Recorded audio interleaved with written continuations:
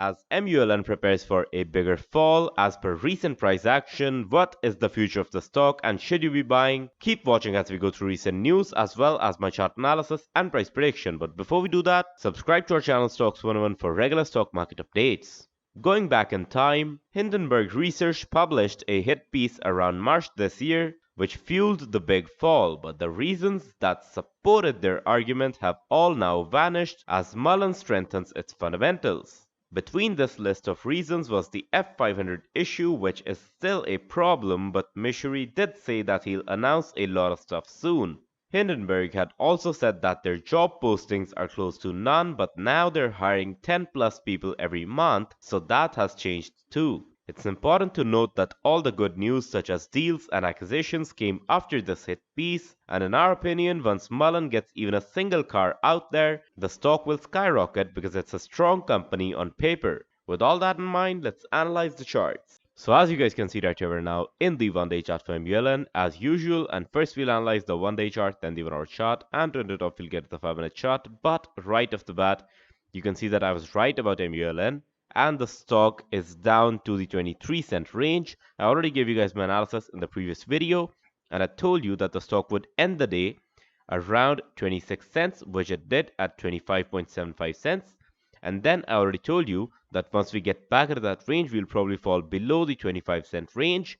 And here we are, right? We've fallen by about 10% down to the 23-cent range, and now we're taking support, right? That too pretty strong support around 23.10 and 23 cent, right? So that's the range that we're taking support at, the 23-cent range.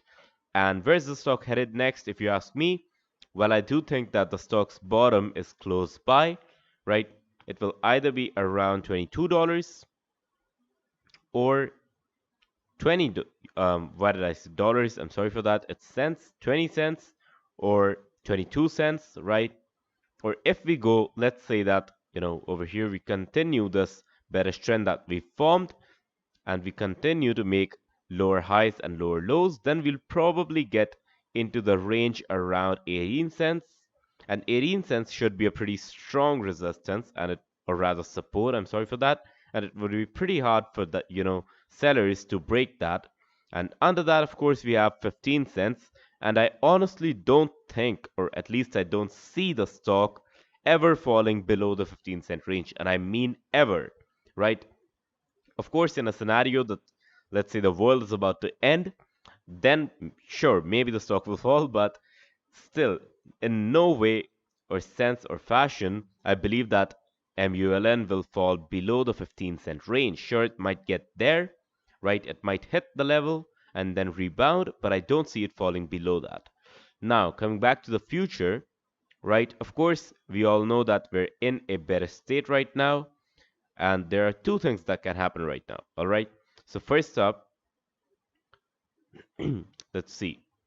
First, I believe that as you guys can see, we already saw a pattern over here, and this pattern is probably continuing, and it will probably continue in the days to come and the months to come, because we can see that we fell from a high price over here. Now this over here in 2021's 6th November, this was, or rather 5th November, this was probably when the trend continued, or rather started.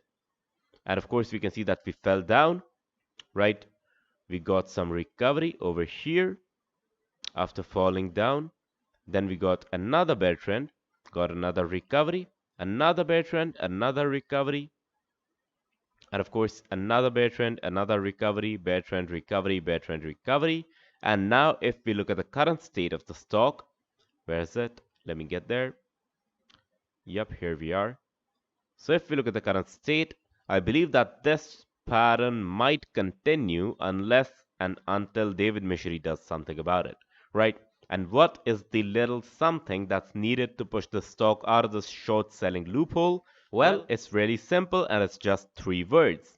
Sell a car, right? Once Mullen sells a car, once Mullen's cars get out there in the market, that is when we believe the stock can rebound. And trust me that, well, not exactly, right? Don't trust me. This is not financial advice.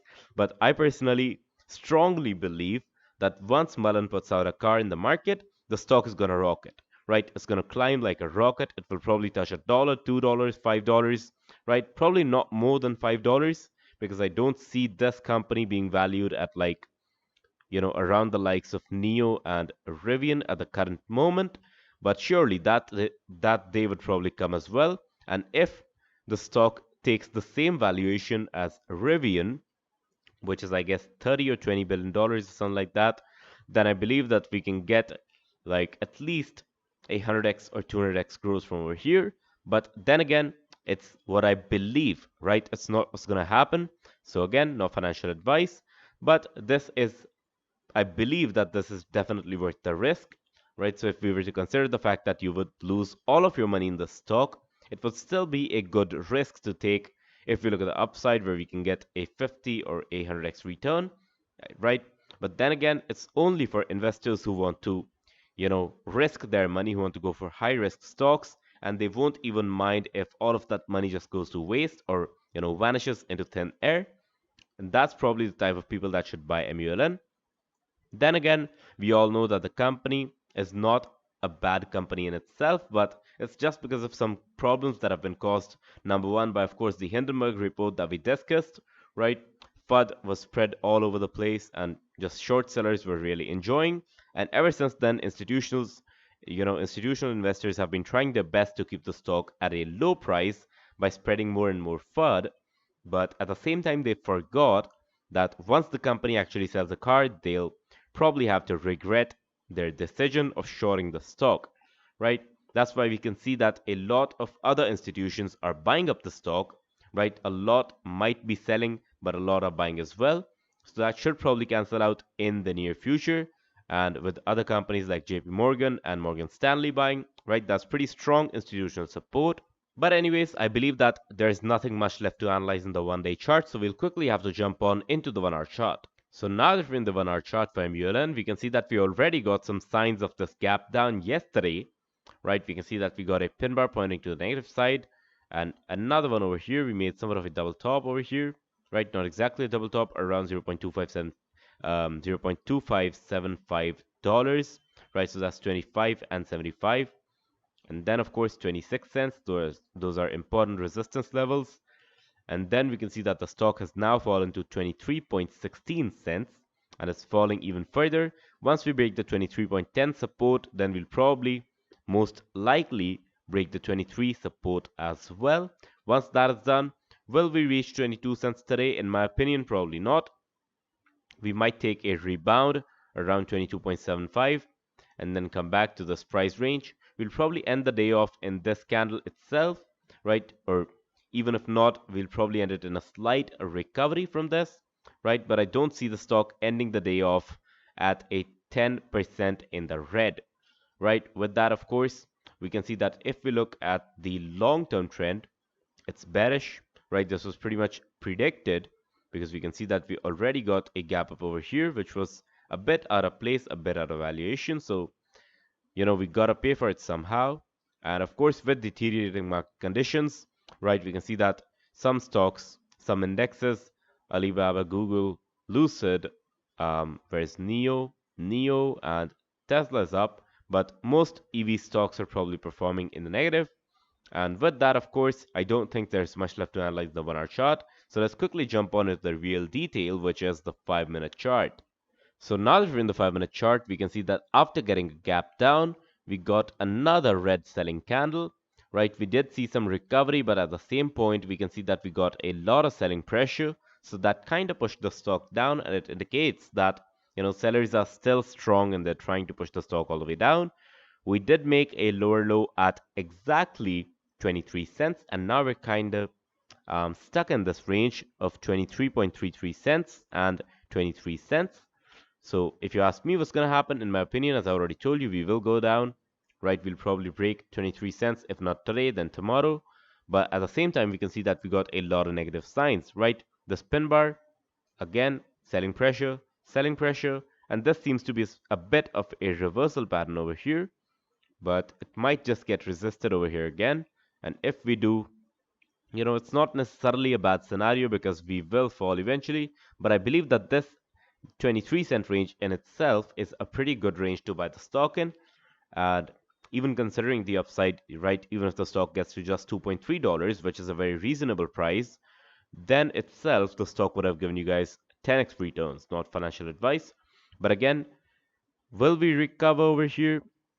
There are a few possibilities, right? First up, of course, we'll get resisted over here as well, around 23 point, um, what is this range? 23.25 cents, I believe, somewhere around here. Yep. And we did get resisted. We got some resistance, but we broke through it, and now we're up at 23.3 cents. Will we be able to break this?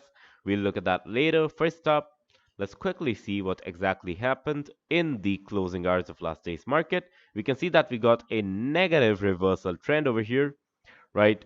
We can see that we got a pin bar in the down that was green, followed by a red pin bar on the upside. So this is a reversal pattern, as I already told you in my previous videos, right? Again, this is just my own strategy, so it's not exactly out there on YouTube or anywhere, but you should be able to get that once you start doing candlestick analysis on your own. But again, we can see that we kind of broke through that resistance. So will 23.35 work? Well, maybe it will, probably not, right?